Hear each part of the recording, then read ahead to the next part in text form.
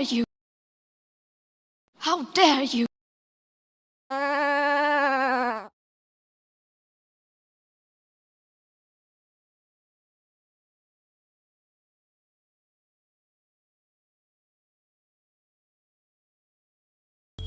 What is your major malfunction, numbnuts?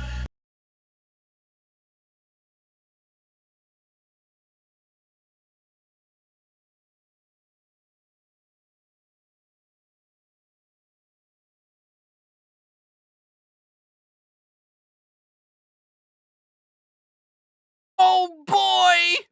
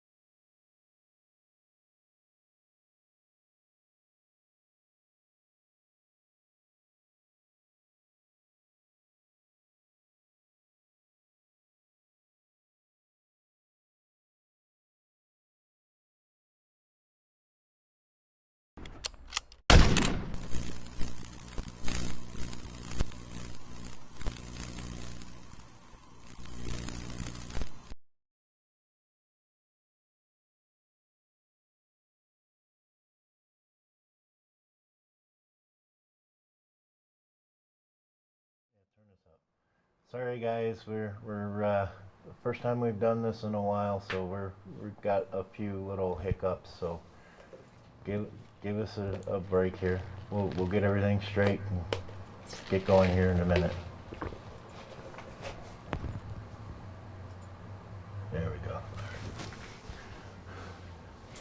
So now we're swapped there. It's all right, I'll bring in the viewers. All right, so sorry about that, guys. Like I said, it's been a while since I've done one of these. After moving out of Florida, coming to Idaho, and having to deal with the whole cancer thing last year, it's been a while since I've been able to do one of these. But welcome to another episode of Shooting Straight, Living Life in Truth. I'm Charles, the host, and today we've got a guest, as you've already seen, for an important conversation that I want to have with you guys. Given the current geopolitical scenario and some of the things that have been going on lately, I felt remiss if I didn't come up and say something about the whole situation. But I don't want you to take this as me trying to cause you to fear or get into panic or be paranoid. What I'm trying to do today is more along the lines of providing you with a car jack and a tire iron in case you get a flat tire, sort of thing. So if you keep everything that we say today in that framework, then you'll understand what I'm trying to accomplish. And the reason that I'm saying that is because of the situation with the drug cartels. As y'all well know, President Trump put them under the category of being a foreign terrorist organization. The Mexican Senate has approved, and we already have Special Forces troops in Mexico training the Mexican military so they can effectively do what they're going to do as far as Mexico is concerned. Overall, in general, I want you to be aware, though, that the cartel issue isn't just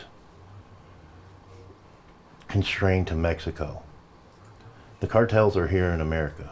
And I got curious and wanted to find out just how much of an influence they had here in America. So I went to the DEA's website and tried to look up that information. And the best that I could find was a brochure that they put out, a publication that showed the map of the influence of the cartels in the United States. But it's several years old at this point. Donnie, if you'll bring that PDF up and show them the desktop capture. Or not Donnie, sorry, Chris. It's all right, we deal with this every day. Was it the map? Is that what you're looking for? The PDF version. Because I want them to see the PDF and know what to actually reference if they're curious. There we go. So, and then put the desktop into program.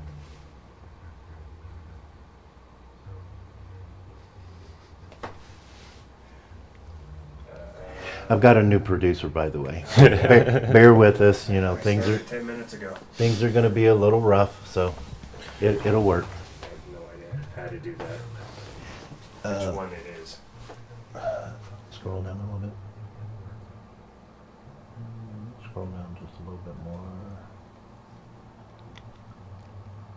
No, scroll back up. It should be. There we go. That one right there. Oh, okay. All right, let's go ahead and fade that over. So, sorry about that, guys. We're showing the pamphlet and the brochure that I was talking about earlier. This is the one where they break a lot of the stuff down as far as the areas of influence that the Mexican cartels actually have within the United States. So if you're interested, that's what you need to look for, is that DEA intelligence report. And then now we'll go back to that map, Donnie, or Chris. Sorry, guys.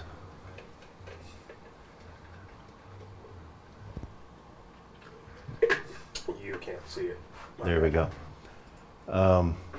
So here you can see all the different DEA offices, and the little pie charts that you see on there are the offices as far as what the influence for a particular cartel is in that area. Now, like I said, this is several years old, and the cartel's influences here in the United States have actually expanded. So you can see it's pretty concentrated, especially over on the East Coast and up in the Northeast. So I felt that it was necessary for me to come on and at least talk with you guys about this, because if something does kick off where American troops actually get involved directly with the Mexican cartels in Mexico at some point, there's mixed opinions on what could result from that. But there is the potential that the cartels would actually start trying to retaliate back on American soil. And that's why I wanted to talk to you guys about this. I want you guys to be prepared for it. I don't want you to be paranoid. I don't want you to be afraid. I want you to live your lives, but I want you to have the tool set to be able to make yourself a hard target to where you are less attractive to the cartels for being a target. And the reason that I feel that this is so important is because a lot of people don't understand just how heavily armed and well trained some of these cartels are. Like, for example, the CJNG, which is kind of an offshoot of what used to be Los Zetas and the Gulf Cartel. The person that basically headed that up for a while is a former special operations operative from within the Mexican cartel, within the Mexican government itself. So these guys are highly trained. Not only are they highly trained, but they're also highly weaponized. Just to give you an idea of some of the weapons that they have, I'm going to show you a few pictures right now of what these weapons are like. They're literally getting militarized weapons, military style weapons. Not style, but actual military weapons. Like in these 4 photos here, you see they've got a 50 caliber machine gun sitting there. You've got light machine guns in the top left. You've got all kinds of light armaments there on the bottom right. They have where there's hand grenades, AR style rifles, AK style rifles, SKS style rifles. And then these, you know, I mean, these guys are heavily armed, and they're well trained. These gentlemen here, just to give you an idea, traditionally speaking, the general rule in the cartels was hands off American citizens and American politicians and American law enforcement. These gentlemen were ones that broke that rule and were involved in the Kiki assassination back in 1985. Well, because of the heavy-handed retaliation that the American law enforcement had in relationship to that, that became the standard rule. Don't mess with American law enforcement, don't mess with American citizens, because they didn't want that heat on themselves. And in order to compensate for it, and in order to try and appease American law enforcement, the cartels dealt with these guys, and they didn't deal with them in a very nice manner. In another set of photos that I have for you, you'll see where these guys have actually been able to get their hands on a Javelin anti-tank weapon. Okay? The only people that have that is the American military. How they got their hands on that, I don't know. There's obviously some corruption involved with that. There's some underhanded backstage deals with that. There's probably some theft with that. So, Chris, can we turn the volume on the speakers down just a little bit there? It's down below you. Just hit it. There we go. That way we're just not echoing quite so much. Sorry. In here, you see they've got armored vehicles. They've got 50 caliber sniper rifles. A lot of these weapons somehow are being smuggled from the US to them. They're also getting them from other countries as well. And they're, again, another example of a 50 caliber machine gun. These guys are heavily armed, heavily trained, and they're nothing to play around with. Here you can see examples where they have actual 30 millimeter grenade launchers on their AR-15 style rifles. These guys are connected. They make a ton of money. The Mexican government is corrupt from basically the top down because of their influence and the way they pay these people off. So you got to be aware of these things. I don't want you to be afraid. I don't want you to be paranoid, but I want you to be aware. And to do that, I brought my guest on today. And let me pull this bio up because I don't want to miss anything and I don't want to get anything wrong because there's a lot to this guy. So I'll just read it to you. Donovan Blackwood is a Marine Corps veteran, former deputy, and dedicated firearms instructor based in Idaho. With a lifelong commitment to service and personal defense, he now applies his expertise as a gunsmith at Bishop's Gun Barn, where he specializes in firearm customization, maintenance, and restoration. In addition to his work as a gunsmith, Donovan, I call him Donnie, sorry. You can call me Donnie, that's perfectly fine. That's my nickname. Is the founder and lead instructor of Blackwood Defensive Solutions, a company dedicated to providing practical, real-world firearms training for responsible citizens. His course emphasizes defensive shooting, situational awareness, and preparedness, reflecting his deep concern over the current geopolitical landscape. He firmly believes that now more than ever, his generation must take responsibility for their own security. A staunch advocate for self-reliance and community preparedness, Donnie combines his military experience, law enforcement background, and extensive firearms knowledge to equip others with the skills necessary to protect themselves and their loved ones. His no-nonsense approach to training is built on a foundation of discipline, practicality, and a firm belief in the right to self-defense. So with that, I'd like to introduce you guys to Donnie.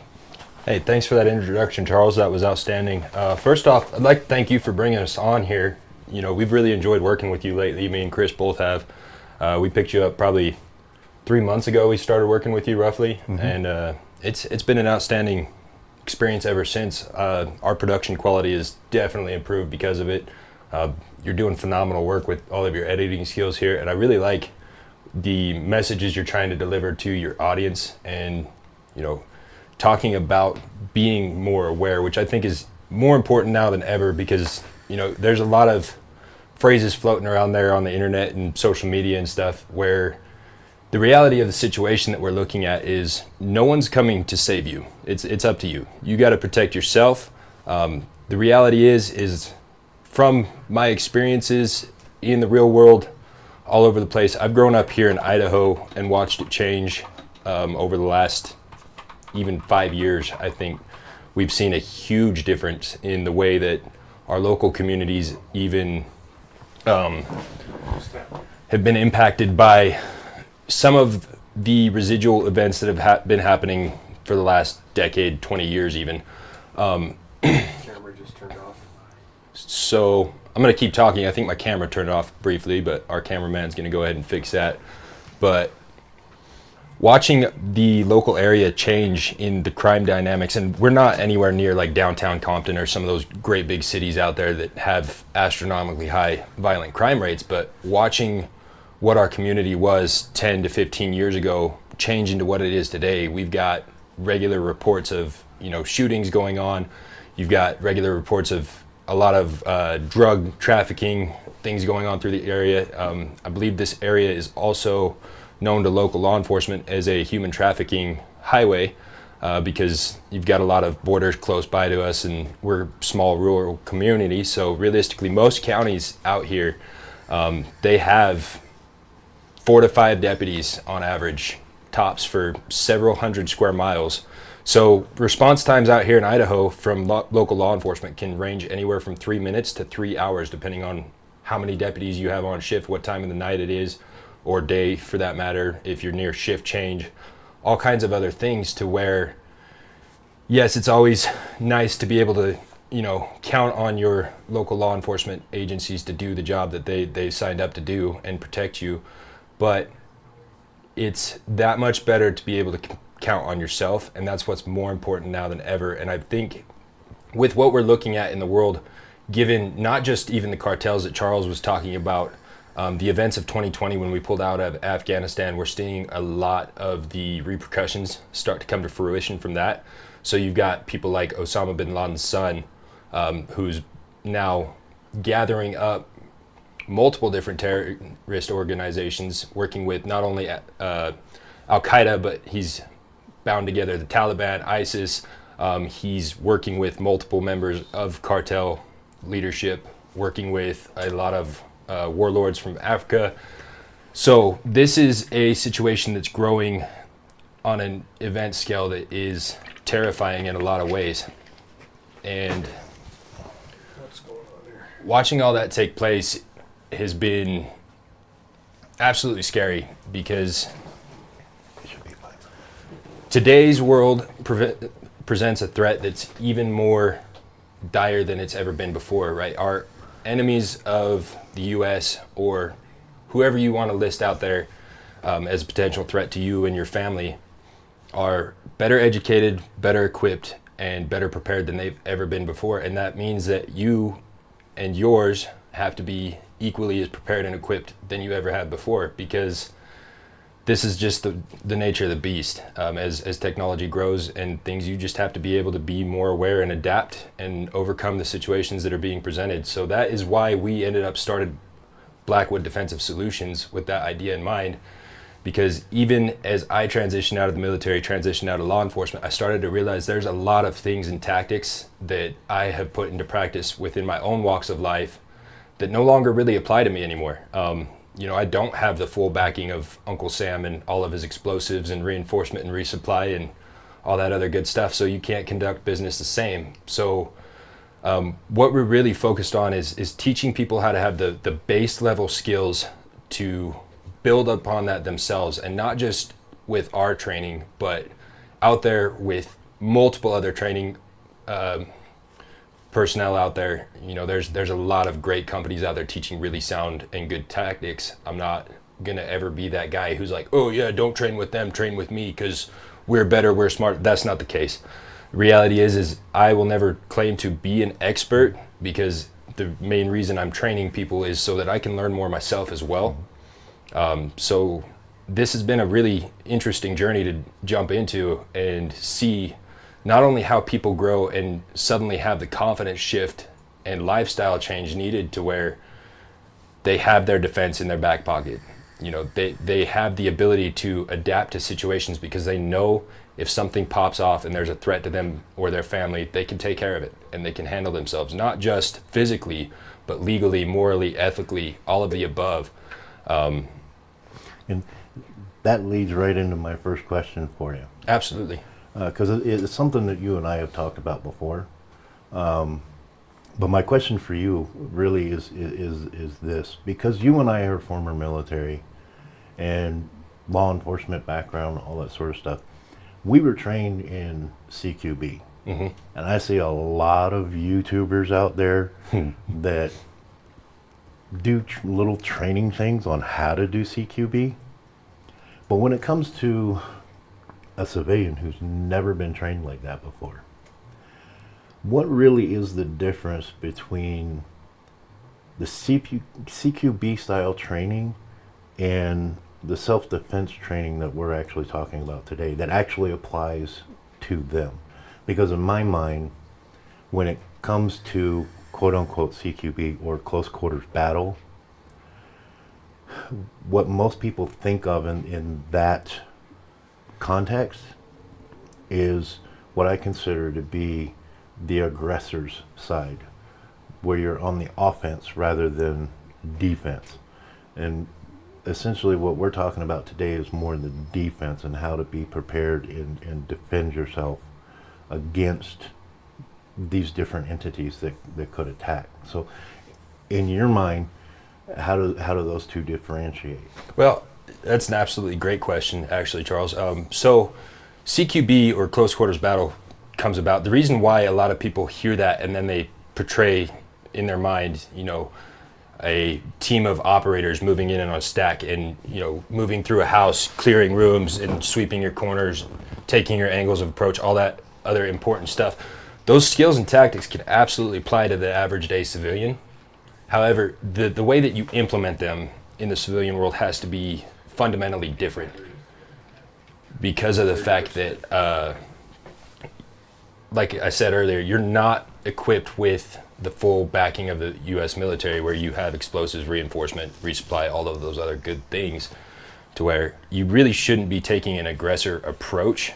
If someone's in your house, absolutely there's reason to be aggressive and handle that threat accordingly. But a lot of what we like to teach over at Blackwood Solutions is you've got the rest of your life to clear that room, where as long as there's not an external driving force, like somebody that you love or care about is directly in danger, or, God forbid you're ever a concerned citizen who has to deal with a potential threat that's come up for you, like school shootings are a pretty common thing that are happening nowadays. Not necessarily saying that you should play hero and go jump into that. Absolutely let law enforcement do their job and take care of the situation. But being a prepared citizen in a way that you can help in any way that you can deliver it is absolutely important. So going back to the fundamentals of CQB, the way that it differs a lot is you're going to be developing a home protection plan, more importantly, and absolutely understand the angles of your home, the angles of approach you have to take on certain entry points, things of that nature, but also understanding that you don't have to go play hero like you're in an action movie shooter, or it's not Call of Duty. You get one shot and that's it. And being here on the home front, where this is your home, you have really no choice, no place to retreat, and nobody else coming to help you out, is going to be where that comes into play. Really slowing down, letting situations kind of play out to you so that you can have the most information available to you at any given point in time, so that you can react as appropriately as possible, is going to be the key factor here. So a lot of what we teach in our class is to slow it down, let information come to you. Don't be on your heels. Don't just wait for somebody to come do what they're going to do. And it's kind of a hard area to explain, because there is an element of aggression, absolutely, but there's also the element of being able to adjust and adapt and handle the threat in a timely and appropriate manner. So that's going to be where a lot of the differences between what you see in military CQB being conducted is versus civilian CQB being conducted. Or I don't even necessarily want to say civilian CQ, because I view it as defense. Throwing acronyms into that can kind of tend to confuse people and create different areas where they're not able to fully understand what it is they're supposed to be doing, because they've seen, action movies, they played Call of Duty, they played whatever have you. They watched shooters on YouTube teach them how to do this kind of stuff, to where they're like, oh yeah, I'm gonna jump in a stack with me and my buddies, and we're gonna go live out the events of Trimble Frontier, and we're gonna go fight the cartel members. And it's not gonna play out that way, because they're ready for that kind of stuff, right? So building a community and having people that you can count on, to where there's 8 to 10 people that you can call at any given moment, and forge that community together, where a situation pops off. Now you have a community around you, so that you're not just relying on your own morals, ideas, and thoughts, and you have multiple other people who you can check that against, and check your tactics against, and be able to research that and grow and adapt your plans as that community, is far more effective than even just going out and watching all of the YouTubes in the world, where they're teaching you how to do everything that was taught over in Afghanistan for the last 20 years, or even beyond that. But I'm kind of rambling at this point. Well, that's partially because we had a slight technical difficulty. I apologize for that, guys. So we're going to be changing over to this shot for the main shot now, just because of that technical issue. But my next question for you, actually, too, just to bring things down a little bit, simplify them for the individual level.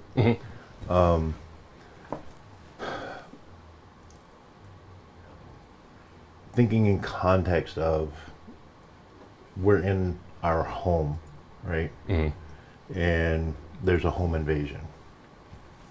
What kind of things and what kind of principles are you looking at for someone to be able to best defend themselves and their family within a home? Like, for example, I've got like a standard floor plan here.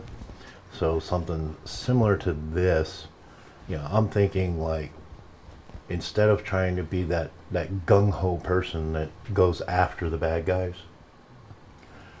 putting like me personally, I live by myself, but if I did have a family, I would be trying to figure out how can I put myself between the bad guy and my family to give my family time to get away.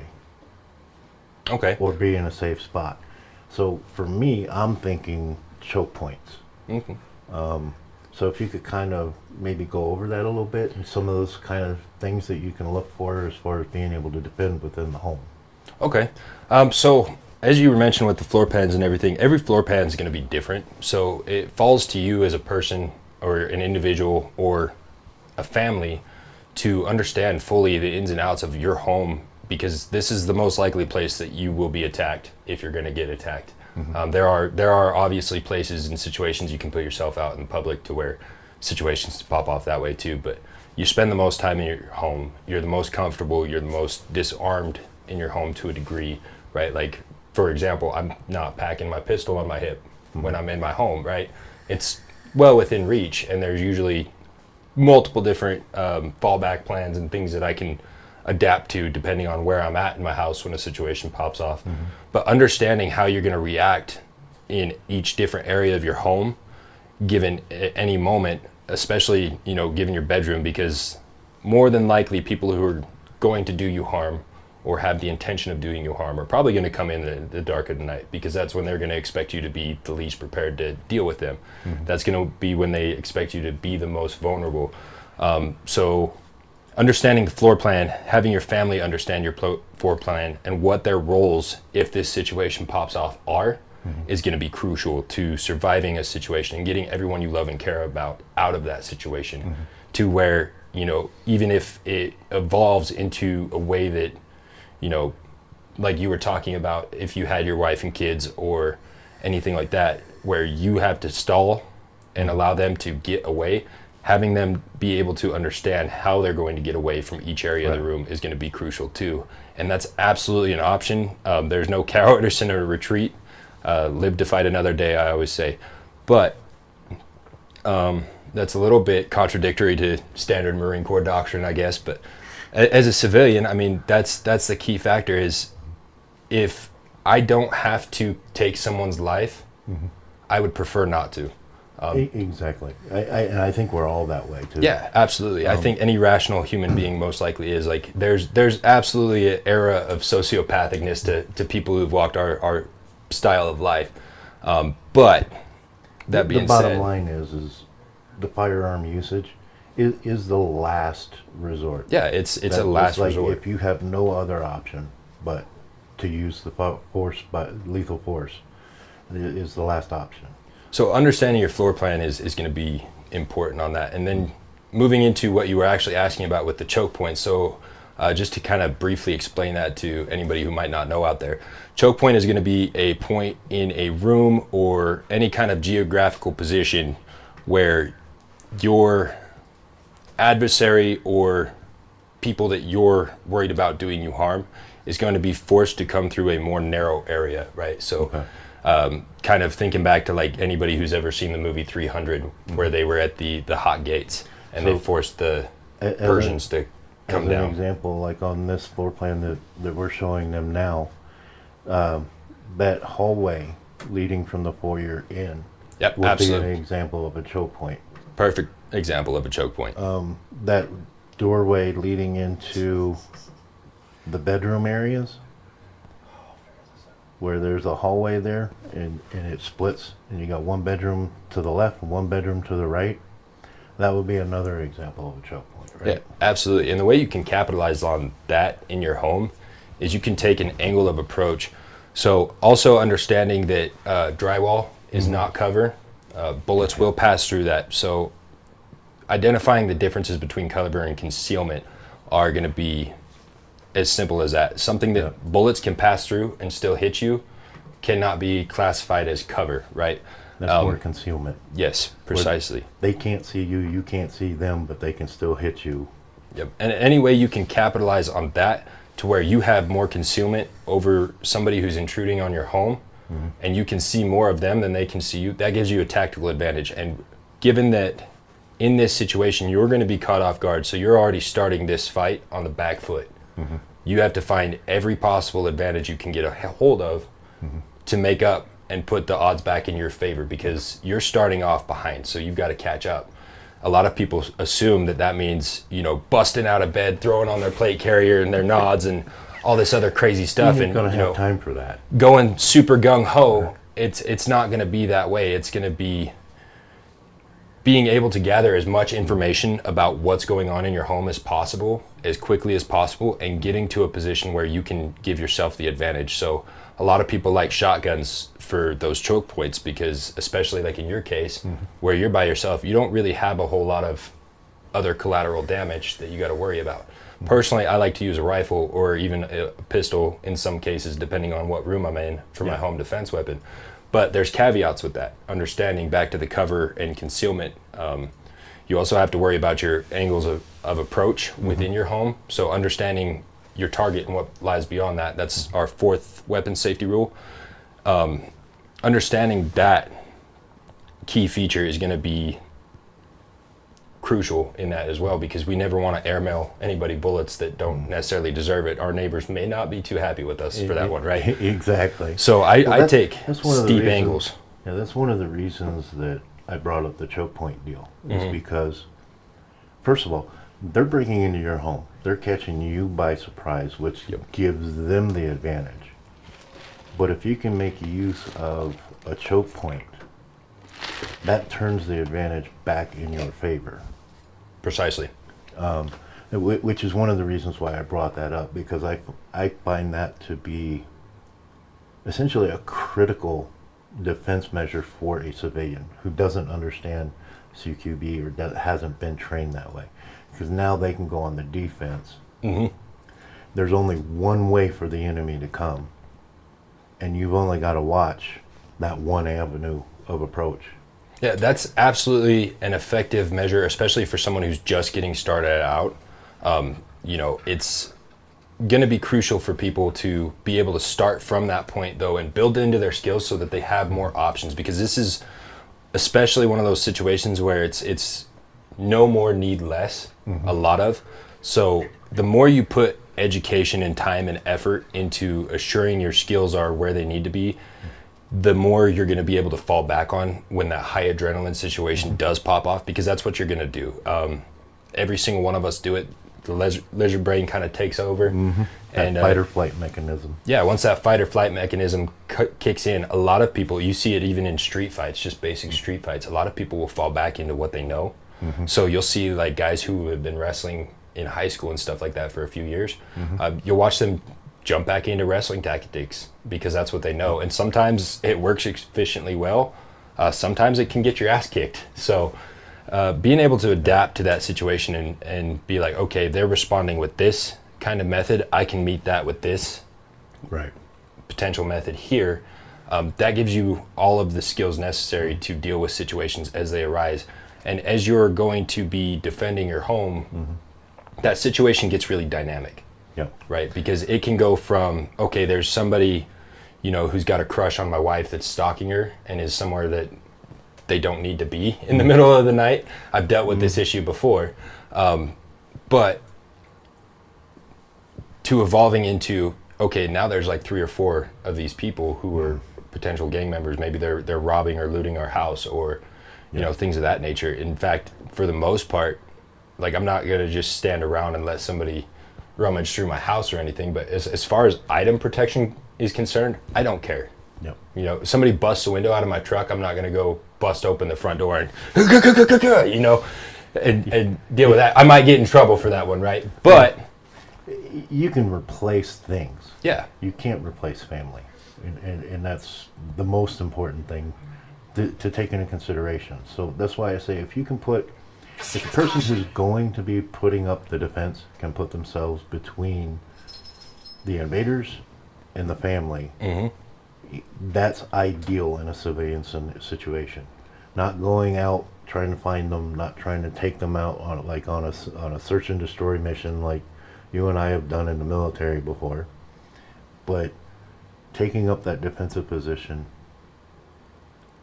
exponentially increasing the odds of the family surviving, is really the goal of civilian self-defense, right? absolutely. That is the ultimate goal, is not only your survival, but more importantly, your family's survival, those things that are most precious to you, because those are irreplaceable. So that's going to come down to even like when you move into a home, or even when you're doing your spring cleaning, you know, maybe reassessing your floor plan and being like, maybe it's a good idea to move little Timmy's room up here to this corner over here. And, you know, as parents, we're going to be here. So now they're locked behind us to a degree, which can cause other certain problems, especially if someone's shooting at you. But understanding those areas of your home and understanding where certain solutions can create other problems is going to be how you defend yourself reliably. And when it comes to the firearm, I like to refer to that as like the ultimate skeleton key, right? It's mainly there to get you out of most situations.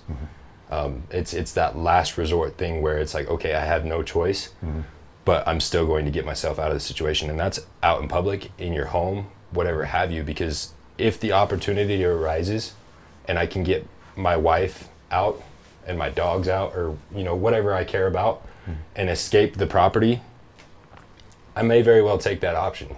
Okay. Well, real quick before we move on, because there's two other areas of this that I really want to hit today. Chris, if you would pull up that two-layer or the two-floor floor plan real quick.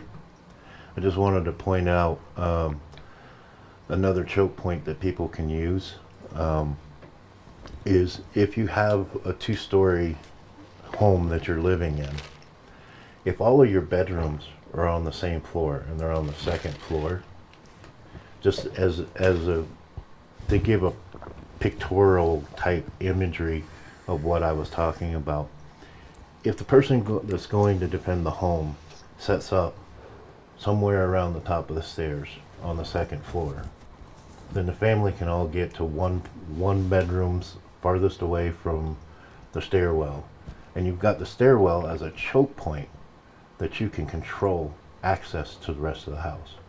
That's absolutely a wonderful angle to have. In fact, that's one of my favorite angles. Like, for example, in my case, without giving away too much of, you know, what my home looks like or anything like that, my wife and I are located in the basement.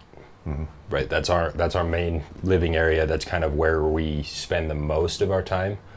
There's certain areas of the house that we spend quite a bit of time in too, but the majority of our time is located in the basement. And so having that angle of approach, yes, people have access to my upstairs, but there is one point of entry unless you want to bust through the windows. But if that's the case, I'll know immediately. And I'll react to that situation accordingly too. But being able to take that fighting position up at the bottom of the stairs where, you know, I'm going to see you before you can see me, and that's just the nature of that beast altogether. I can react way before you, and now I have the home field advantage, let's call it, to where, you know, I can engage you and deal with you as a threat without risking my neighbors, without risking damage to the surrounding community, and without risking damage to any of my family members or myself.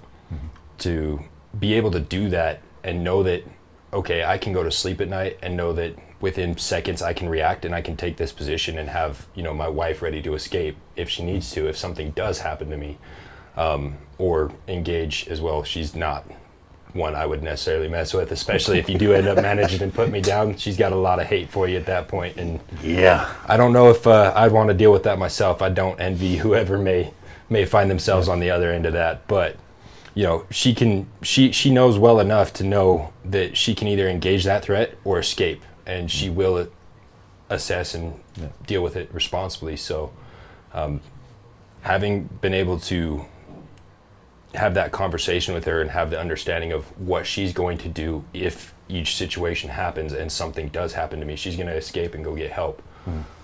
Because if I'm down and there's no other defense for her, bad people with bad intentions can do even worse things than kill her, right? Yeah. So that's the worst case scenario. Those are things that always travel through my head, and I hope nothing ever happens like that, because I will not handle it well. Well, as you guys can see, self-defense and being prepared for situations like this are very dynamic, which is one of the reasons why, and this is a key segue to my next topic, because the foundation of any kind of self-defense or any kind of combative scenario or any way of making yourself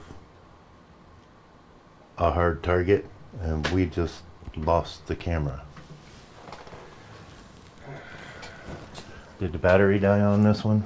Probably, but I'm gonna pull up your. All right, give me a minute. I got another battery Give for us that a few one. minutes as we fix this. Experiencing.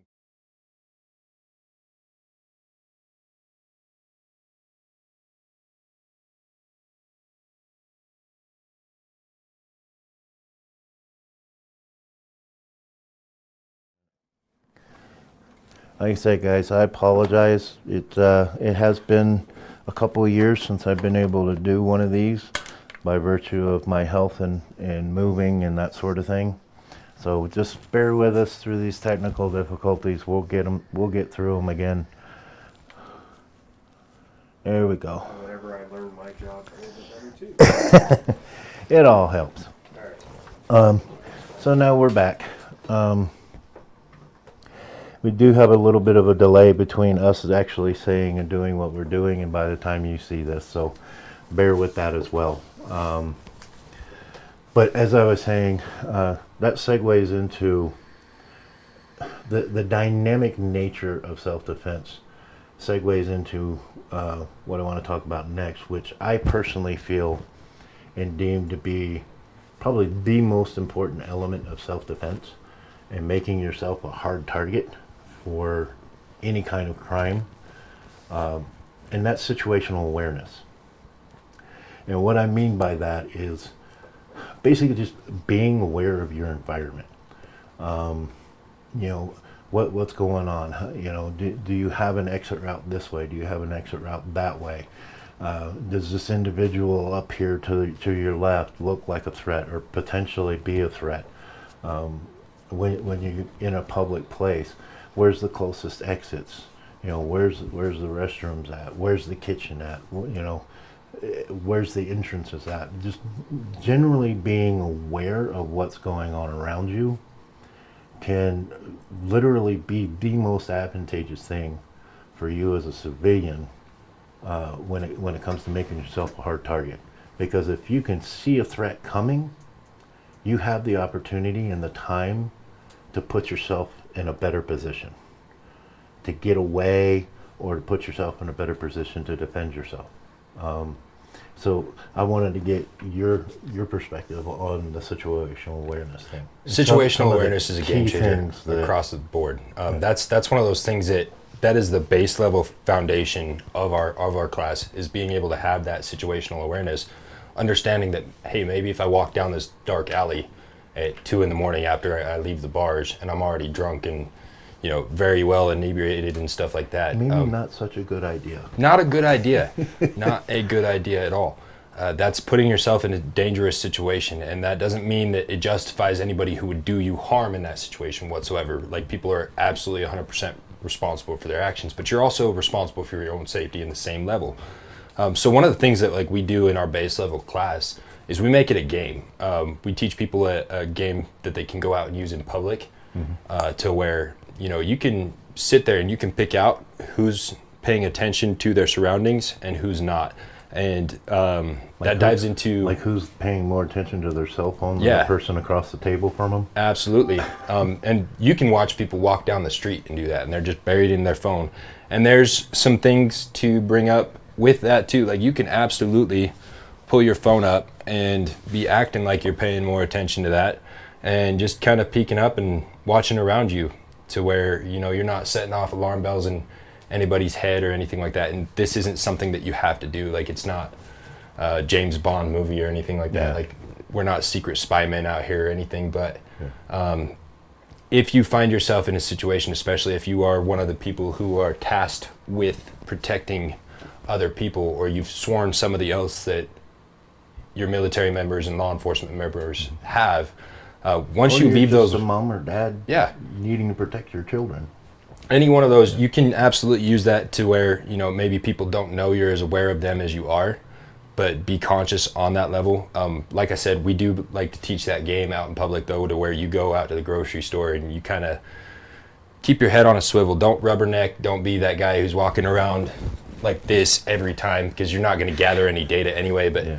you know, just consciously watch people, what they're doing. I like to check people's eyes and then their hands first and foremost. Those are the first two things I usually check for, because especially with the eyes, given my time in law enforcement, there's a lot of key factors that you can pick up on somebody who's maybe in a state of excited delirium from drug use, or has bad intentions on a mass public level, or things like that. There's going to be some key giveaways that the human body gives off to other humans, Like because fidgety hands going in and out of their pockets. yeah, absolutely. Kind You know, copious amounts of sweating, maybe some shakiness, some real flightiness, or they're one of those guys who is doing the rubbernecking and looking around constantly. Those are going to be key signal giveaways that, hey, maybe this person has some bad intentions. Maybe he's someone to watch. And as you're paying attention to them, maybe situations develop to where you gather more info, to where you can ultimately make the assessment of, hey, he's just a freaking weird guy. Or, you know, okay, this person is a direct threat that needs to be dealt with, like, right freaking now. Being able to watch and assess and pick up on those key details is going to be a major factor. So, like, what we'll do is we'll have you go out to the grocery store, or, you know, go throughout your public day life and see how many people you can find that are just absolutely buried in their phone, or even see how many people you can pick out that are carrying a firearm. Because the majority of us nowadays all carry concealed. Especially like out here in Especially Constitution. in this state. Yeah, especially in Idaho. Constitutional carry is freaking phenomenal. I love it. But you can absolutely go through and see, you know, who might be packing, or you can check waistbands. You can do all kinds of other things to give yourself as much info about your surroundings as possible. You can do this in your home too, where you're, you know, kind of picking up on, maybe there's somebody that's driven past your block about 4 or 5 times in a row. How many people really pay enough attention to the vehicle that drove by enough to pick up on that? Or like, for example, somebody was following my wife the other day. Just randomly out of the blue, this car tailed her for 3 different blocks, and she understood the concept of, you know, 1 is a coincidence, 2's a possibility, 3 is establishing a baseline. That person is following you, right? So what she did in that situation was, okay, this person pulled out of the bank as soon as I passed it. That's a little bit odd. Now they're driving on the same street. They might be going to the same place that I am. So she turns off and takes a different turn than what she normally does home. They follow her down that street. And then she makes another turn other than what she normally would, and they follow her down that street. And then she makes an entire loop back around the way that she came, and is going the opposite direction of where she went, and they followed her that entire loop. Right? She understood then, okay, this person is following me. Why are they following me? And instantly gives me a call. I can react and, you know, be aware of what's going on and be able to respond to that accordingly. Just because she has that baseline understanding of, you know, I can identify this vehicle, I can identify that it's been following me, and you can do that the same with people.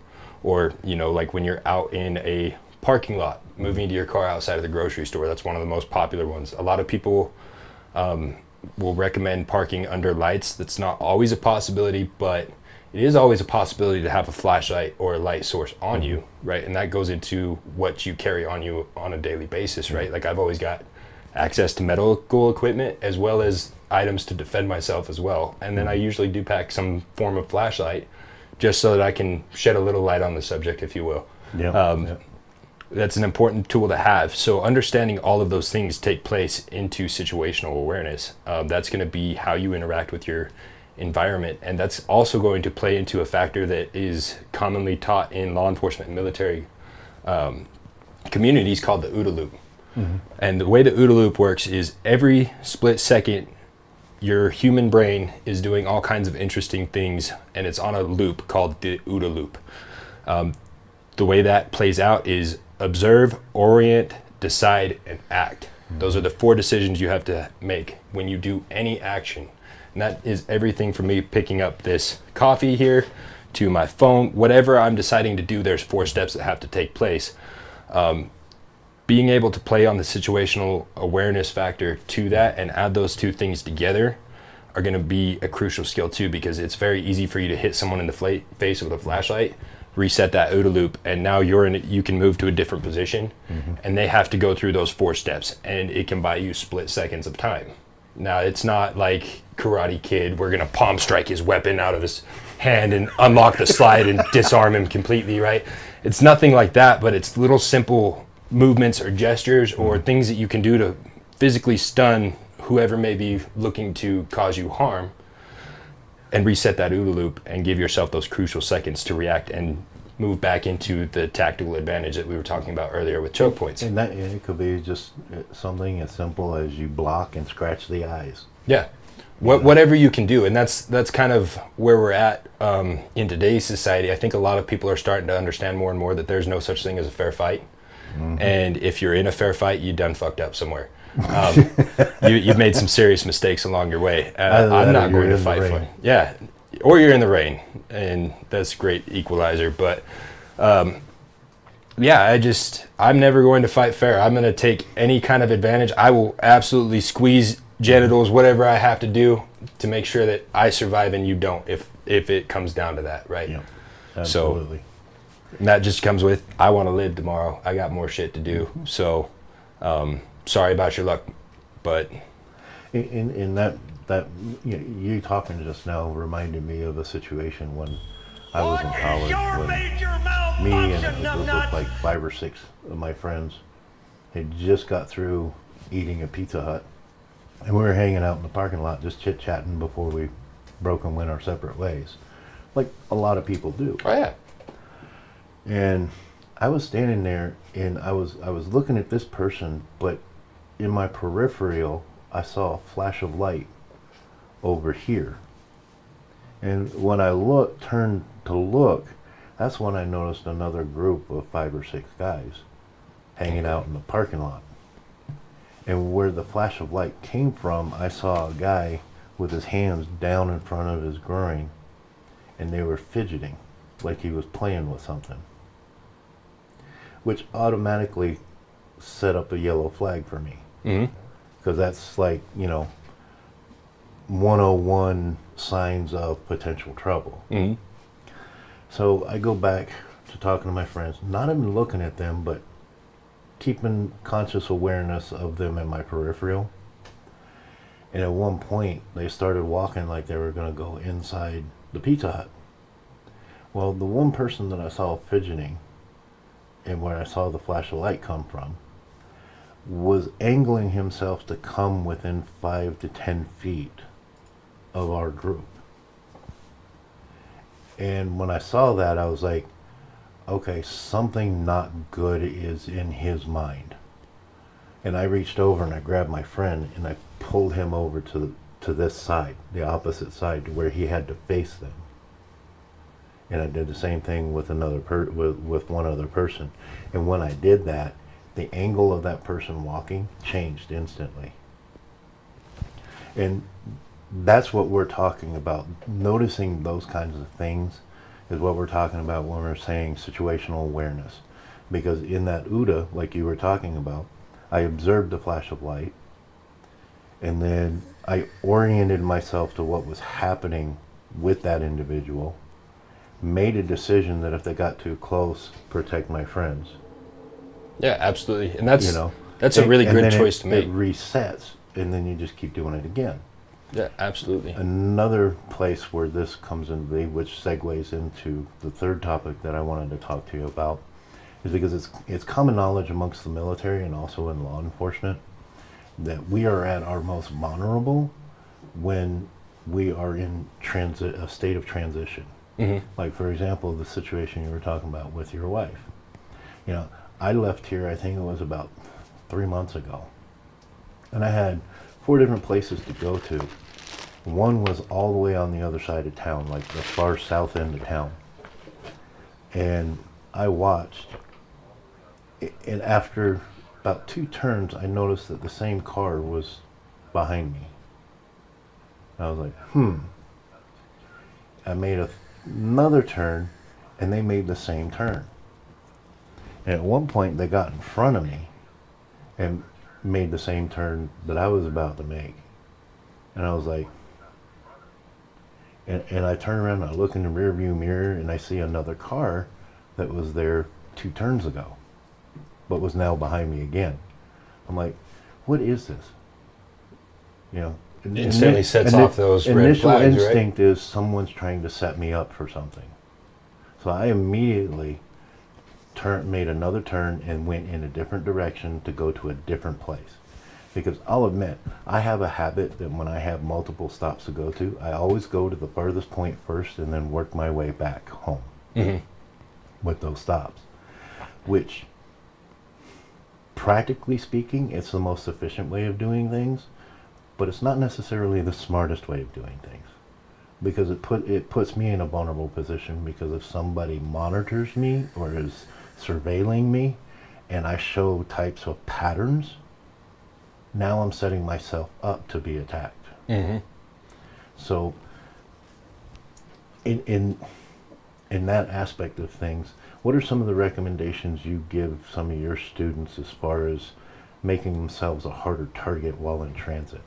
Well, in transit especially is, well, kind of like what we were talking about with my wife too, and your situation too, being able to understand that what certain makes and models of vehicles are, right? Like, she doesn't know every single make and model of vehicle. Like, she couldn't pinpoint exactly, you know, what type of vehicle is on several different models, but she knows, you know, base make, like, is that a Nissan or is that a Ford or Toyota, whatever have you.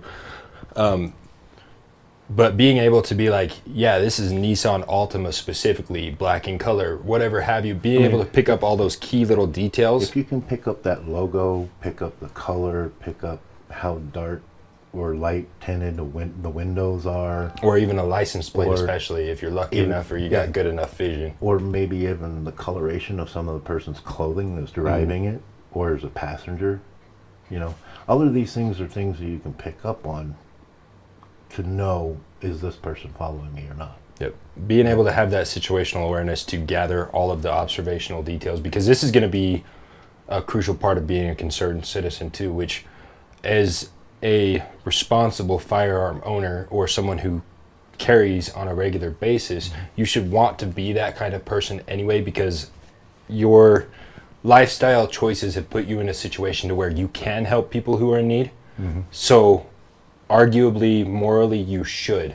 Now, you don't necessarily have to, and you're not obligated to. The only people that you're really obligated to safety-wise is yourself and your family first and foremost, 100%. But if you're a person who can help, you absolutely should.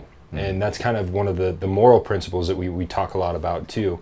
But being able to be a very professional observer, or, you know, the best witness in the world when it comes to, you know, if something happens and there's potential police reports that you can follow up on, going day to day in your community and being able to implement those skills and those different things are going to be not only crucial to your own safety, but the safety of the people around you. So if something happens, like maybe a little girl got kidnapped or something, right? You see a lot of notifications come across your phone from that, Amber Alerts and things like that. Yeah.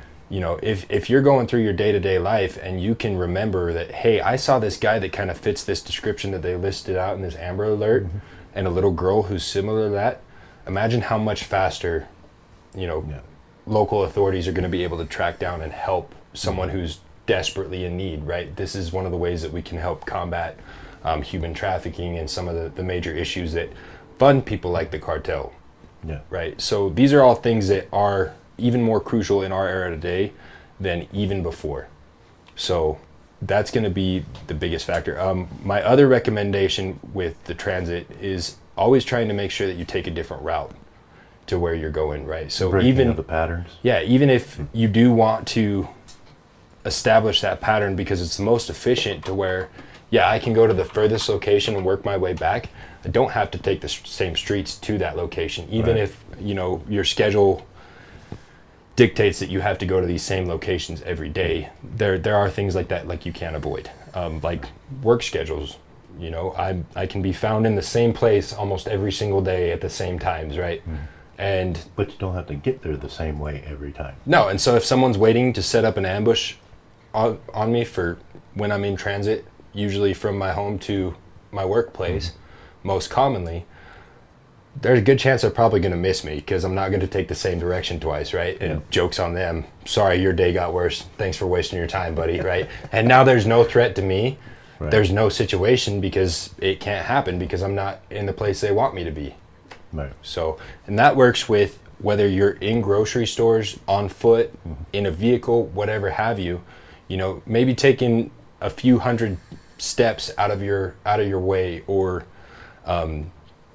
driving a few extra blocks out of your way, or taking specific turns in different ways can help break up that pattern and help people not be able to assess you as well. Now, on that note, and I wholeheartedly agree with everything that you said, but one situation comes to mind, and that's because, one, we have them here, and some of my viewers live in areas that have them too. Mountains. Ah, yeah. When you live in the mountains, sometimes you don't have multiple ways of getting somewhere. Like, for example, here in Pocatello, I can think of probably a dozen different ways to get to the same place, you know, and not spend, you know, and have the time variation being somewhere within 1 to 2 minutes of each direction, right? But in the mountains, sometimes there's only one way in and one way out. How do you deal with that sort of thing? How do you address that? My biggest one on that one is I address that one a lot with fitness, fitness levels, because if you're not fit, you're going to die.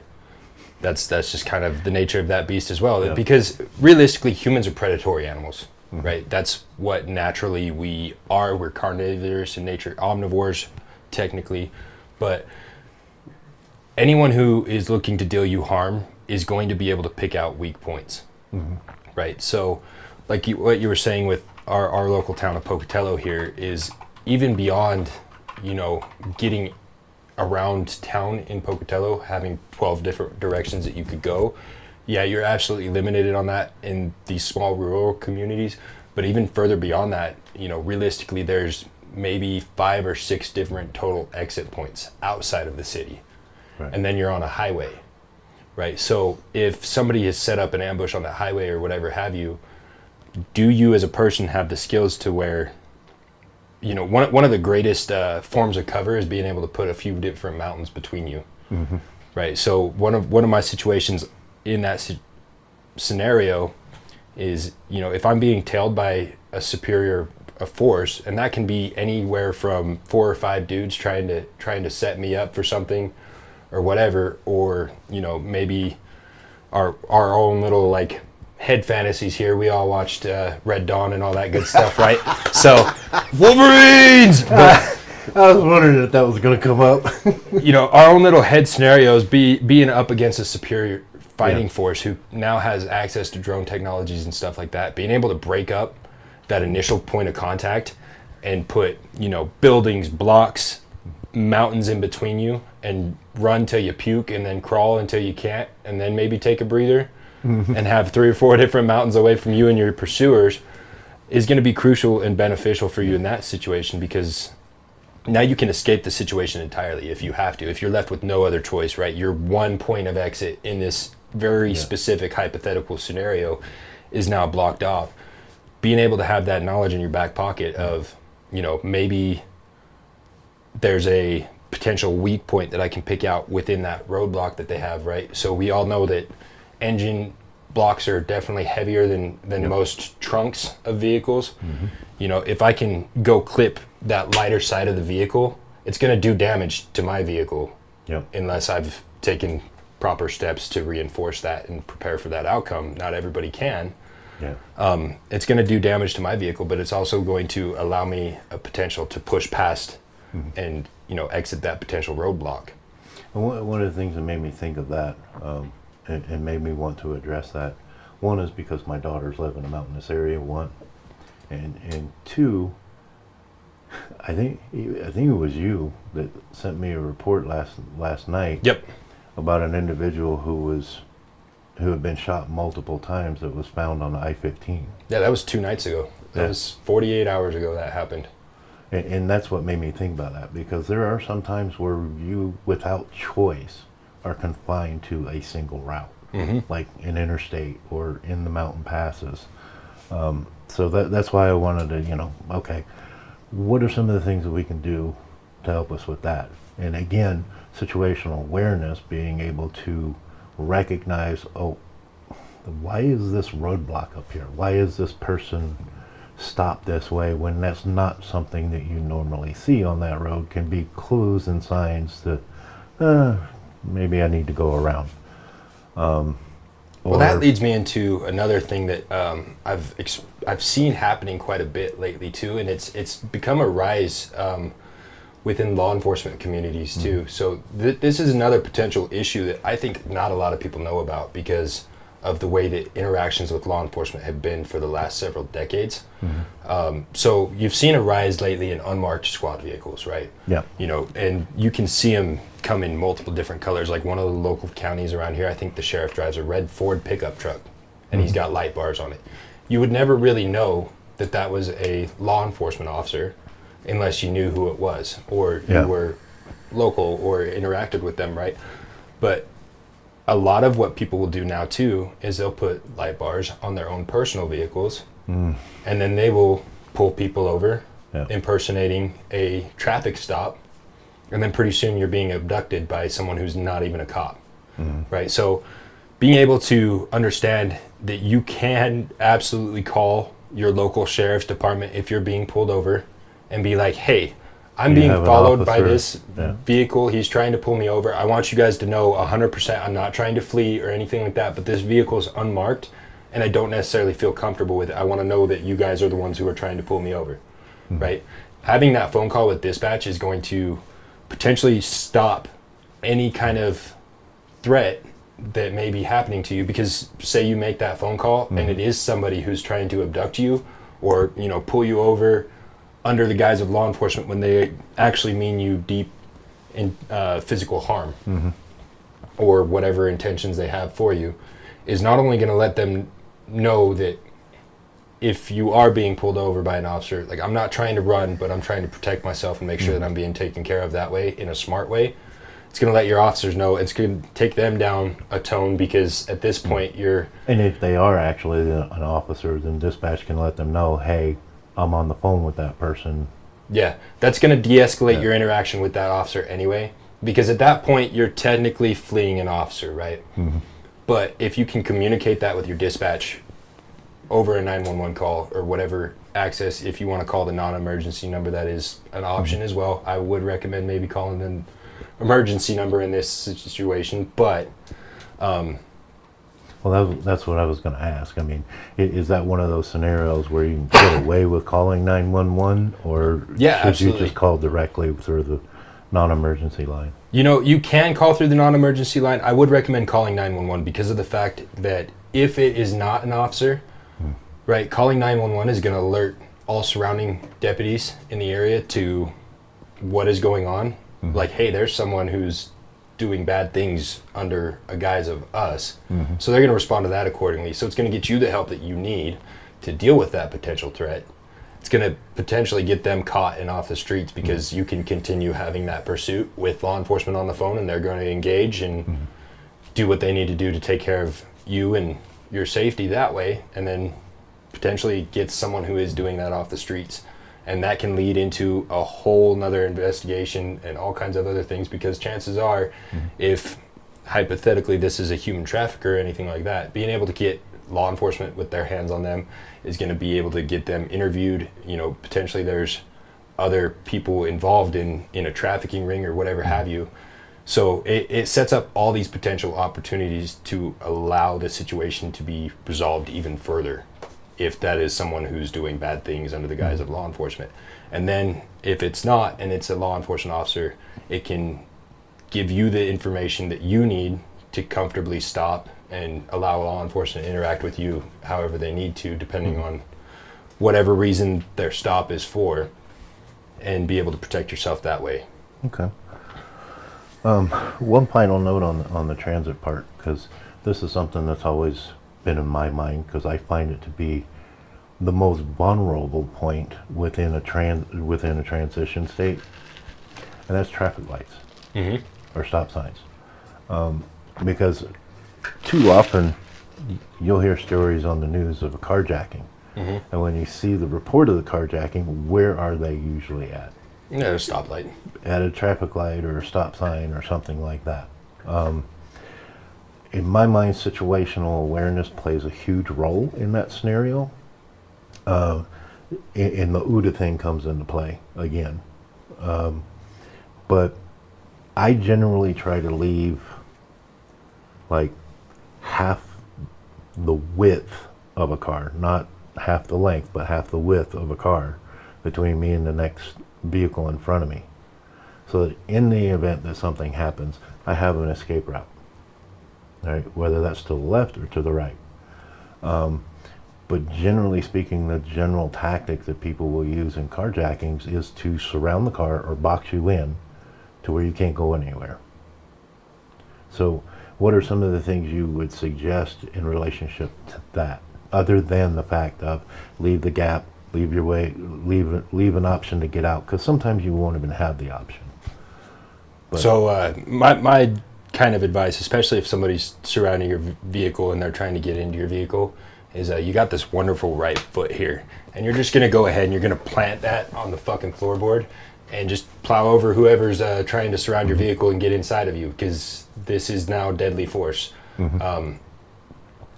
It's one of those situations that gets a little bit morally or potentially even legally gray, depending on what pedestrian laws are. But having a dash cam in that situation too is going to be, you know, one of those things that is a crucial element to protecting yourself legally too, because that's another factor of defense, right? So because no matter what you do, if you were to beat somebody to death with a coffee cup, like a plastic coffee cup, very unlikely, but weirder things have happened sometimes, you'll still find yourself in a legal defense case. yeah, You know, if self-defense was the ulterior here, there's all kinds of things that your jury or your prosecutor is going to try to pick apart that you did wrong in that situation. And being in a vehicle is equally just the same as that. It would be the same trial as if you were to use a firearm to defend yourself. Having a firearm in that situation is not a bad option, especially if they do manage to get your door open, because you have no idea what their intentions with you are. exactly. And so now this is one of those things where you have to be able to communicate in a defensive situation that you were in fear for your life. For me personally, somebody's ripping my door open, trying to rip me out of my vehicle and carjack me. I have no idea what they're going to do to me. Yeah. I'm shooting or Kidnap you, hold you for driving ransom. over top of them. I would much prefer to exit the situation. So like leaving that space in between your vehicles, you obviously can't control too much what people behind you do or what other drivers do or where they decide to park in your vicinity, but being able to assess that each time you're stopped or at a light or anything, being able to distance your vehicle from other vehicles. Like I genuinely leave like a half a car length, a full car length between me and my vehicle, because I've got a truck. Yeah. And so I've got a little bit more that I've got wider to maneuver. turning radius. Yeah. But it's also only a half ton, so I don't have to assess that as much as some other people might. Chris. But yeah, so being able to leave that distance, give yourself a little bit of space to react to situations, or even as you're approaching stoplights, understanding like, hey, why is there 8 people underneath this stoplight just kind of leaning around and watching everybody that's coming by? Why are these guys staring at me, in this way? Being able to exit the situation, and it's a lot more difficult as you get into the bigger cities, especially because now when you're at an intersection and you're stopped and you're surrounded by vehicles, where are you going to go? In some places, especially like in downtown areas, you've got a sidewalk and then a building, and you've got nowhere to go. I mean, it's a one-way street. Yeah. So if your survival is dependent on it, that's where I start to play a little bit more fast and loose with what the legal road laws might be, right? So if I'm on a one-way and I'm going the wrong direction, there's a good chance that something just happened to me that I'm getting the hell out of that situation, regardless of the fact that, there is head-on coming traffic. I'm obviously going to get off of that road as fast as I can. But if I need to drive backwards for a few hundred yards to get to a different ulterior exit point, I'm absolutely going to do it. Yeah. I mean, that's kind of similar to the concept of, on social media. I don't know if you've seen it or not, but on a few occasions I've seen this scenario-driven little what-if kind of thing. How would you tell somebody you've been kidnapped without letting the kidnappers know that you're telling everybody you've been kidnapped?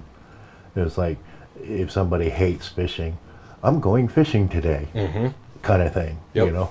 Me and my wife have very specific code words for that kind of situation too, where if I do call her on the phone, there's some specific keywords that we've established. I'm not going to go over them because you guys don't get to know. Make your own.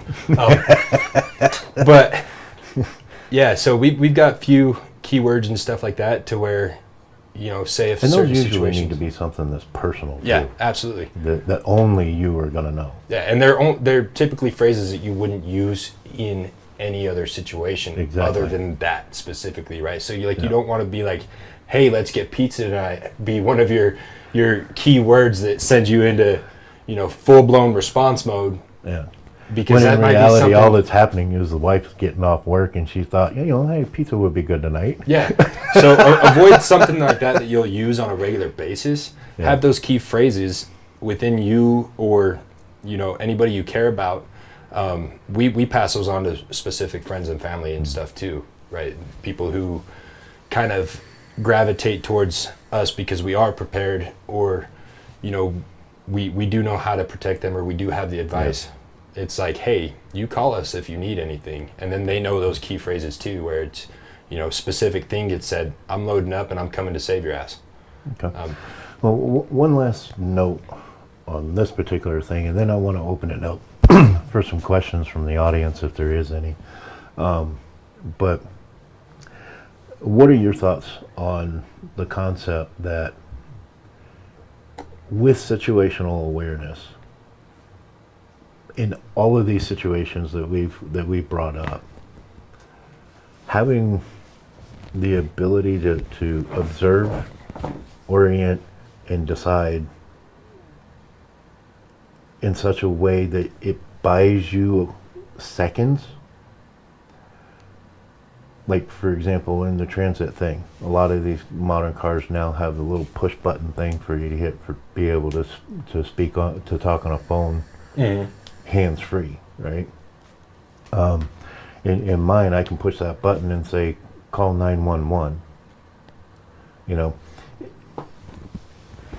And I've heard people say, if you pull up to, a traffic sign, and all of a sudden you get boxed in and you see people starting to get out, push that button, tell it to call 911, and now you got 911 on the phone with Absolutely. you. And those things are loud enough you can hear them outside the car. Oh yeah. What are your thoughts on that? That's absolutely a deterrent, especially because, anybody, if you're only getting mugged or carjacked, anybody who hears that 911 operator pick up is going to run. Yeah, they're going to dart. Yeah. Or it may escalate a situation depending on how desperate they are. But it's going to have some power and some control so that, if you do have to defend yourself, you've already got 911 on the phone. I do recommend telling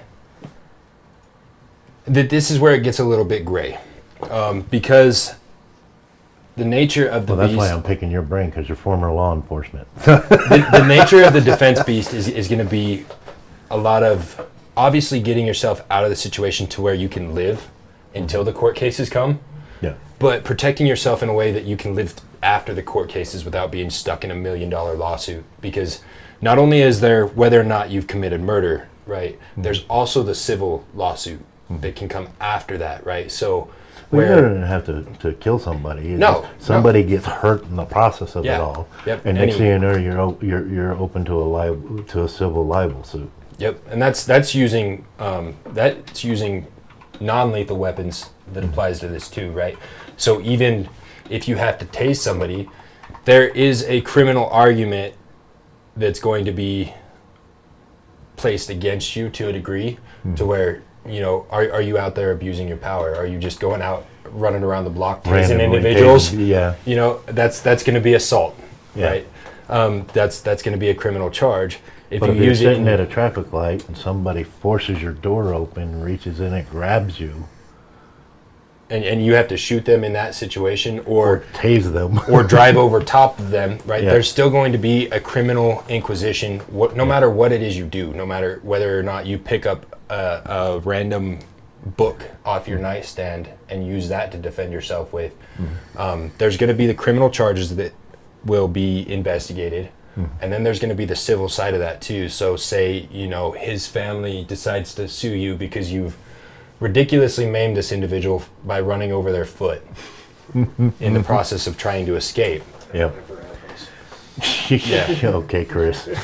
How many times have we seen in the news where that's happened? Right. So going through that whole case, being able to protect yourself, I do recommend potentially getting law enforcement on the phone, because that's going to be something that is going to help you in the long run. Because then you have a recorded version of the events that happened. Yeah, absolutely. And so that keeps it all there. But I also recommend not oversharing with law enforcement either, right? Because anything you say can and will be used against you in the court of law. That's Miranda rights, right? It's something... 911, hey, I'm parked at a traffic light at the corner of such and such, and I've got 4 guys trying to get into my car. Yep. Help. Yep, that's all you need to say, right? Or if you have been in a defensive shooting, like one of the things that we recommend doing is there's even a card that like certain companies like the USCCA or Right to Bear will hand out to people. Attorneys for hire. There's the attorneys for hire there factor, but there's also what you say directly to law enforcement. So at the end of a defensive shooting, when everything's all said and done, the threat has been dealt with, it's very short, brief, to the point details, like, hey, I was attacked by this individual, I had to defend myself, and then I was in fear for my life. I had to defend myself. yeah, I was in fear for my life, I had to defend myself. Give And them leave it at details that. of your location, Yeah. potentially be as good of a witness as you can for them about the individual's, you know, what color of shirt they're wearing, things of that nature. You can let them know what you look like. You can let them know you're not a threat to law enforcement when they show up. And you can even stay on the phone and ask dispatch directly what to do with, you know, whatever weapon you may have used to defend yourself with, or whatever tool you may have used to defend yourself. You can ask them what to do with that. And then beyond that, any your other mouth questions? shut. I got to talk Talk to my to your lawyer attorney. first. Yep. Because there's a reason for the Miranda rights. Mm-hmm. Part of it is anything you say can and will be used against you. Yep. So, Yep. So if you make that phone call, for example, and you're like, "Oh my God, I was just attacked. I just had to kill this guy," you know, and you're heightened in your language, and you maybe accidentally take a more aggressive turn. Certain prosecutors are going to jump all over that, and they're going to eat you for breakfast. yep. So- Absolutely. Well, that was a wonderful discussion. Thank you so much for having us. In the process of that, I had another situation come up, but I really want to get to any questions that may have come up from Twitter or from YouTube. Okay. Just because this last one is, I mean, most people don't go camping, but for those that do, there are ways that you can actually make yourself a hard target and do it relatively inexpensive. Okay. You know, For example, one is the fifth ops trip alarms. Okay. They're- You've been talking about those a lot lately. They're legal in most states because they're not technically a booby trap, because they only make noise, they don't do physical harm. But having that will, because I mean, some of the rounds that they have on there, because they look like 12 gauge rounds, but they're actually blanks. Okay. And they're sold as bear deterrents. Okay. So you can set up a tripwire, set that up, and if a bear or something or anybody encroaches on your campsite, the thing goes off and it scares the animal away. That would be a wonderful place to start. There's also a lot of things going off onto the topic of making your home a harder target. This is one that I teach a lot in my home defense class. So I do offer a custom course where I go to people's homes and teach them how to defend their homes from the security of their home. I work a little bit more like a security consultant in that situation, more than even so a firearms instructor, because obviously we're not doing live fire drills in the house. So that might upset local law enforcement quite a bit. Just a little bit. Going over different stuff like that, like we still absolutely do weapons manipulation drills and stuff like that in a completely safe, isolated environment that way.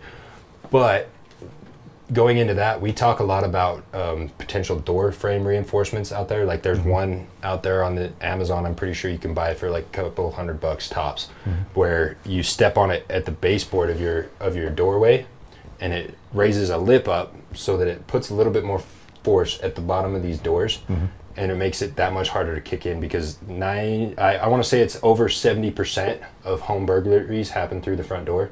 And what they'll do is they'll stack up against your door, and then they'll just mule kick that from behind them. And that pushes enough force against the lower frame of your door that it puts all that pressure on your door bolt, and that's what busts it open.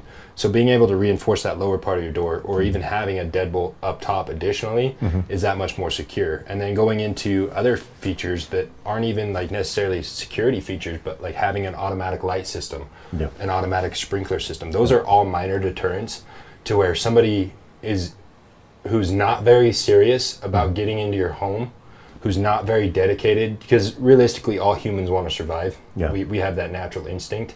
Somebody who's not very dedicated to that is going to see an automatic sprinkler system or a light system and be like, okay, they're already alert to a degree that I'm here. You know, so they have to be really, really dedicated to getting in that front door, even beyond that. And then having hedges in front of your windows, like little bushes. Small things like that can absolutely amplify your security. And that's not even getting into camera systems. I highly recommend camera systems because that gives you as much data as possible. Especially if you do hear a bump in the night. And it gives you something to turn over to law enforcement. There's full recordings of everything that happened. That protects you on that end, as long as you're conducting yourself in a responsible manner when it comes to your defense. That's going to protect you. That's going to give you as much information about who and how many or what is around your home. There's all kinds of different little things. I can already hear some folks going, yeah, but I can't afford that kind of stuff. Well, here's a suggestion for you. On Amazon, they have these little personal alarms that put off a 125 decibel alarm. You can actually get those and set those up the same way you would a fifth ops, trigger alarm or trip alarm. And you can set those same things up, especially if you're in an apartment or something where you can't reinforce your door frames, or you're limited on what you can do because of obviously management purposes. But yeah, if you go on Amazon, you can find those little personal alarm things. I know a lot of women have been using those for a long time. In case they get attacked on the streets, they can pop one real quick because they got it dangling from their keychain or something.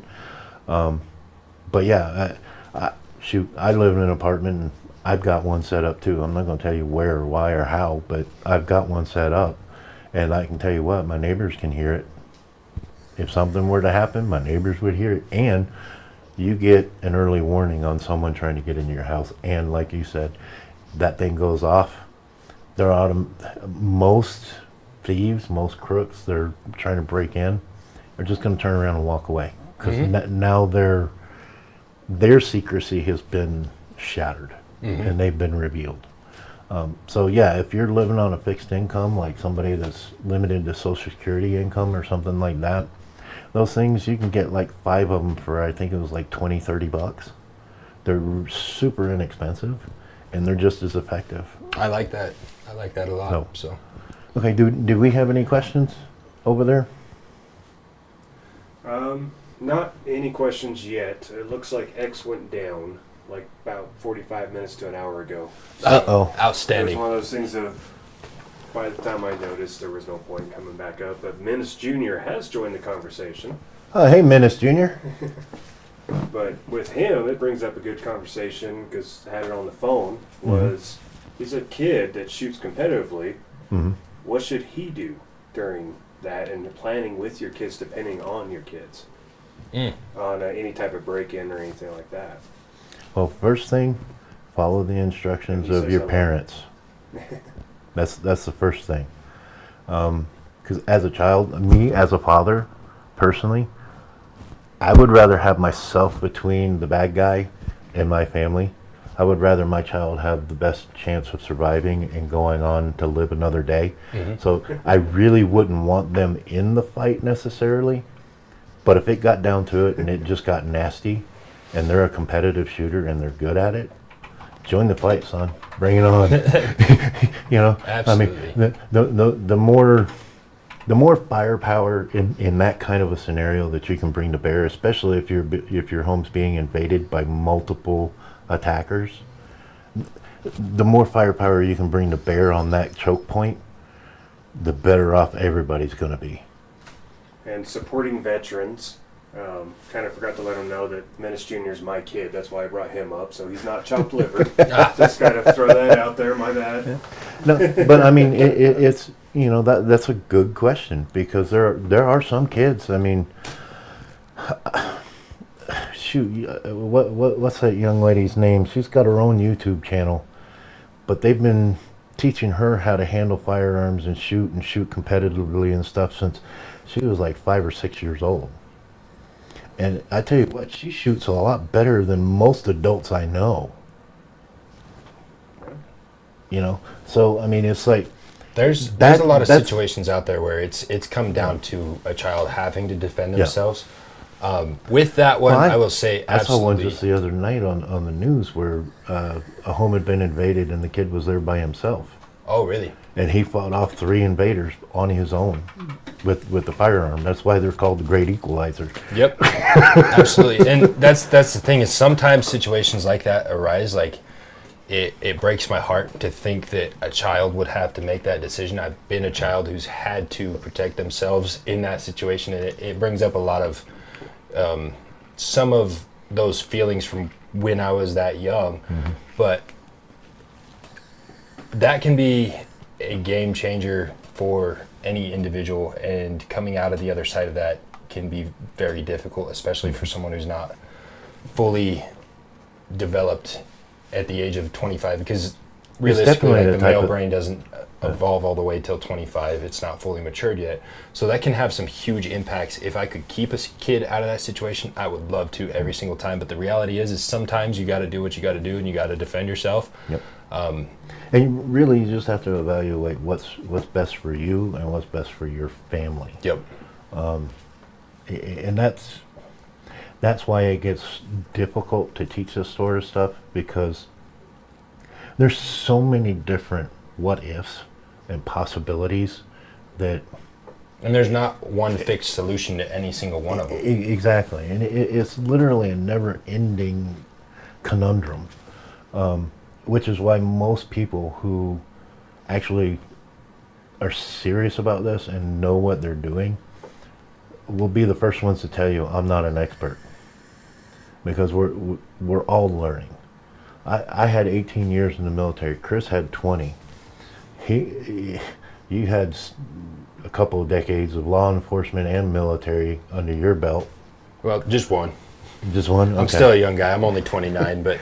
And even with us, to this day, we're still learning different things in different ways, and more advanced ways and more creative ways of doing these sort of things. But again, my main goal today was to put some tools in your toolbox so that in the event you ever are faced with these sort of things, you have something to work with, and your chances of surviving and thriving after the fact are exponentially increased, because a lot of people just don't know, and a lot of people don't even think about this stuff until it actually happens, and by that point it's too late.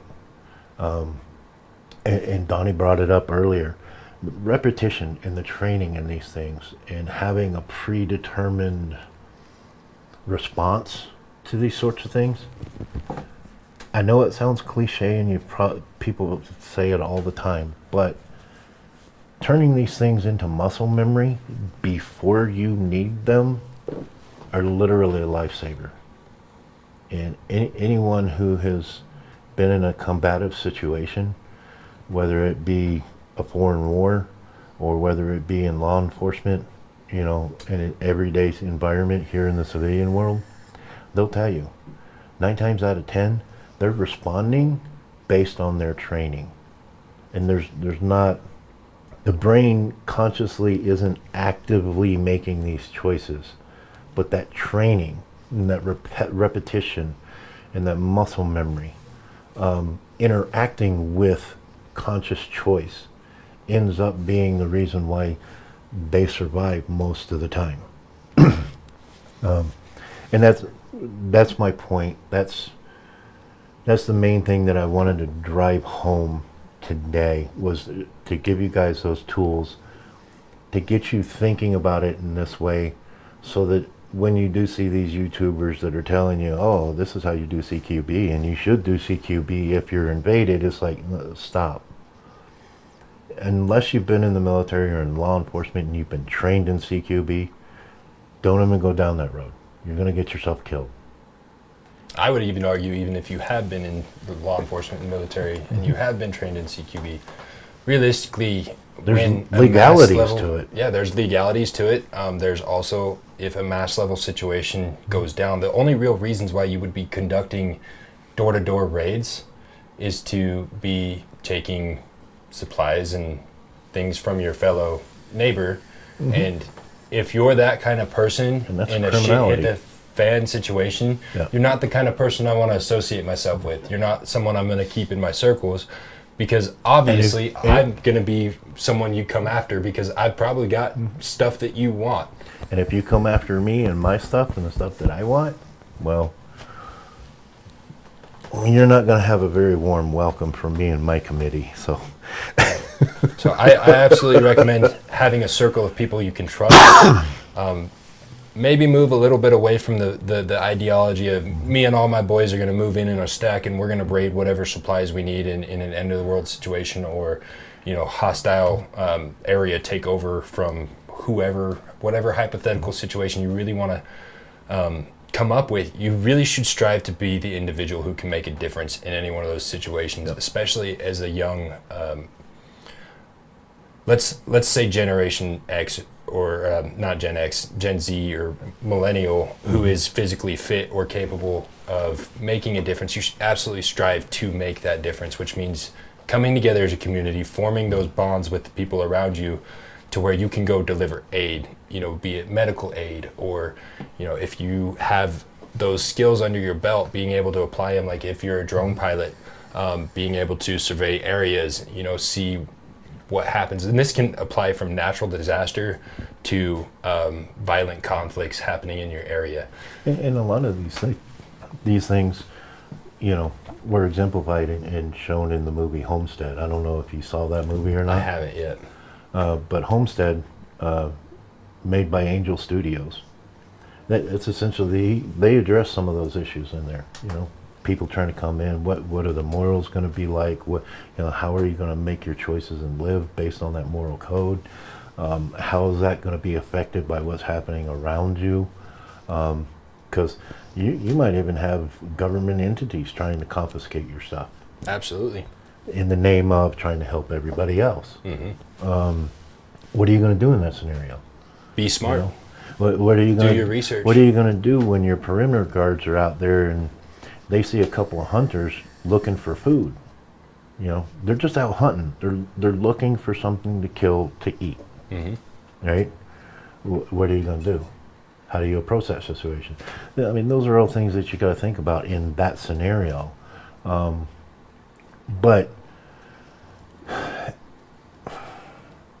it's possible that could happen. There's any number of ways and reasons that it could. Probability, maybe not so likely. This is diving a little bit more into the prepper mentality than direct defensive mentality, but a lot of the same morals and principles and foundations apply. Exactly. And again, that's why I said at the beginning that this is all about putting a car jack and a tire iron in your car in case you get a flat tire. That's the whole mentality about defense. And it's going to apply whether you're dealing with a group of terrorists or whether you're dealing with a group of cartel members, whether you're dealing with your local gangbangers, whether you're just dealing with the local thug. Doing any of the things that we've mentioned here, from being in transit, being around your home, inexpensive ways to some of the more expensive ways to secure a home. All these things come together and they all intertwine between the prepper world and the non-prepper world. They're all the same. The basically the same principles. You talk to any law enforcement officer and ask them about these types of things, and they're going to basically tell you what Donnie told you. And it's the same thing that the prepping community is doing. There is one crucial factor I've missed up until this point that I would like to iterate on really quickly before we end up going or anything like that. Is the other side of this too is it doesn't always have to be responded with up here too. Like being able to have that mental fortitude and awareness to assess and empathize with an individual you may be dealing with, and understanding that maybe they're not all mentally here. You know, you don't have to tolerate a direct threat to your family or anything like that, but you also don't have to take it all the way to 100 either. Yeah. You don't have to go 0 to 100 in an instant. Yeah. Every single time. Because there are times where, like, for example, a few weeks ago, me and my wife dealt with an individual who's dealing with some PTSD things, right?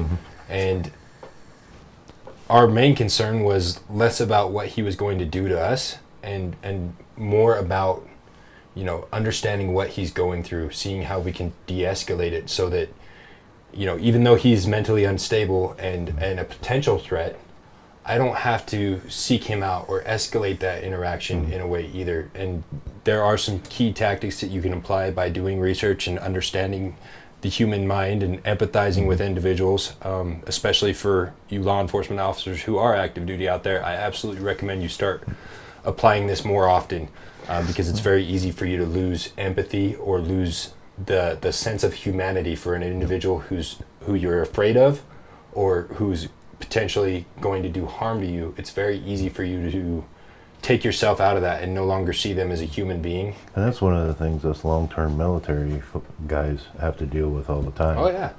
Is trying to remind ourselves of that and come back to that human side of us that exists, that's been hidden for so long. And so there is an empathy of, and like, I don't want to sound ultra soft, like obviously don't be trying to empathize with someone who's got you at gunpoint, but there's a certain line you don't cross. But sometimes the best solution is the most simplest one. But you have to be able to observe, orient, and decide in every single situation in order to do that. Because shoot, somebody dealing with PTSD and is in the middle of a psychotic episode at the moment, flashbacks, whatever, you hand them a lollipop and suddenly it's gone. You have to be able to flip that switch back and forth. Just that simple little thing of offering a lollipop is done. Or like in the instance that I brought up earlier with me and my friends in the parking lot. All it took was me changing my friend's position. Well, and it could have been his that orientation. individual was absolutely no threat at all, but you changing that orientation That was the thing that we later found out. subconsciously made him. That same person I saw on the news, they had been arrested for stabbing another individual. Well, so absolutely a 2 weeks threat, later. right? So, but it's one of those cases where it could have gone either Just way. that simple thing of moving him to the opposite side of the circle and changing his orientation made all the difference in the world. Yeah. That's why I say sometimes it's a simple thing that can de-escalate a situation, but you have to be able to observe, orient, and decide in an effective fashion every single time. There's And that's been where a lot of times where I situational- come from here Yeah. and have to instantly bring it back down to here, right? Yeah. So, And that's where situational awareness comes in, and that's why it's so important. absolutely. So, all right, so if there are no questions, then we'll go ahead and call this a day, because we've already gone over what was intended by 45 minutes. But considering all the technical difficulties and everything, I appreciate those of you who came and those of you who stuck through the whole thing. I'm not sure if we recorded this or not. If not, then I will make a copy of the YouTube version and get that over onto Twitter for you guys that missed out there. But otherwise, thanks for coming. I appreciate y'all being around and supporting us. For those of you, if you're not subscribed, make sure you subscribe, hit those like buttons, and hit the notification button so the next time I do one of these things, you'll know about it. Hopefully, now that I'm working with these guys on their channels, I'll be able to be a little bit more active on mine as well. All right, guys? So y'all have a great day. Stay safe out there.